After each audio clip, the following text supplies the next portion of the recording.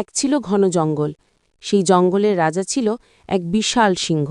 নাম তার রুদ্র। রুদ্র ছিল শক্তিশালী, কিন্তু রাগীও ছিল ভীষণ। সবাই তাকে ভয় করত। একদিন দুপুরে রুদ্র এক গাছের নিচে ঘুমাচ্ছিল। ঠিক তখন এক ছোট্ট চড়ুই পাখি এসে তার কেশর ছুঁয়ে উড়ে গেল। রুদ্র চমকে উঠে গর্জন করল, কে সাহস করল আমাকে বিরক্ত করতে? চড়ুই কেঁপে কেঁপে বলল, মাফ করো রাজা, ভুলে গিয়েছিলাম তুমি এখানে ঘুমাচ্ছিলে। রুদ্র রেগে গিয়ে বলল, আমি তোমাকে এখনই খেয়ে ফেলব। চড়ুই ভয় পেল, সাহস করে বলল, আমাকে মেরে ফেললে তুমি কিছুই পাবে না, কিন্তু বাঁচিয়ে রাখলে একদিন হয়তো আমিই তোমার উপকার করব। রুদ্র হেসে বলল, তুমি আমার উপকার করবে? তবুও মজার মনে হল, তাই চড়ুইকে ছেড়ে দিল। কয়েকদিন পর একদিন রুদ্র শিকার করতে গিয়ে শিকারীদের জালে আটকে গেল।